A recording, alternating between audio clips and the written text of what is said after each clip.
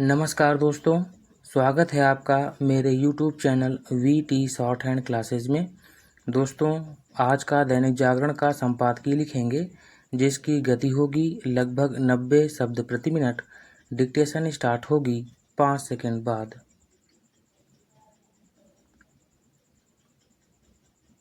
Start. आयकर विभाग को राजनीतिक चंदे के फर्जी बिल लगाने वालों के खिलाफ देश भर में बड़े पैमाने पर छापेमारी करनी पड़ी।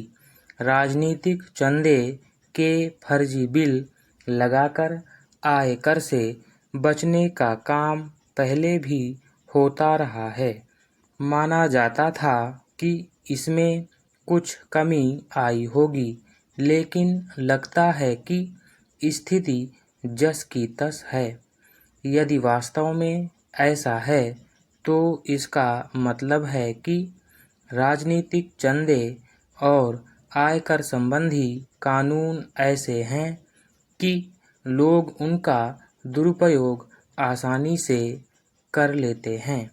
यदि नियम कानून कमजोर होंगे तो लोग उन्हें तोड़ने का काम करेंगे ही। यह ठीक है कि लोगों को जिम्मेदार होना चाहिए, लेकिन आखिर सरकार की भी तो कोई जिम्मेदारी बनती है। समझना कठिन है कि वह राजनीतिक चंदे और आयकर से जुड़े कानून इस तरह के क्यों नहीं बना पा रही है कि उनका न्यूनतम दुरुपयोग हो सके, और यदि लोग दुरुपयोग करें तो आसानी से पकड़ में आ जाएं। बात केवल आयकर कानूनों की विसंगतियों की ही नहीं है।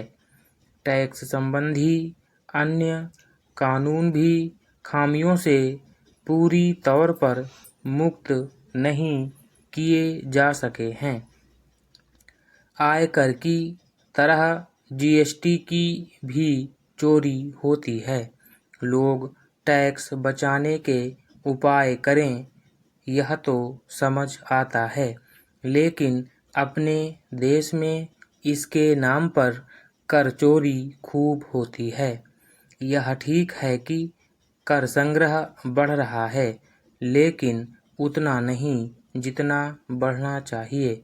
वैसे तो टैक्स चोरी दुनिया भर में होती है, लेकिन इसका यह मतलब नहीं कि भारत में भी वह होती रहे और उस पर कोई प्रभावी लगाम न लग पाए। टैक्स चोरी अमीर तबका भी करता है और उसकी देखा देखी मध्यम वर्ग भी। टैक्स चोरी पर शायद पूरी तौर पर तो रोक नहीं लगाई जा सकती, लेकिन टैक्स चुराने वाले लोगों के मन में कानून का थोड़ा भय भी होना चाहिए। यह शुभ संकेत नहीं कि अपने देश में तमाम दावों के बाद भी टैक्स ढांचे में पर्याप्त सुधार नहीं किया जा सका है।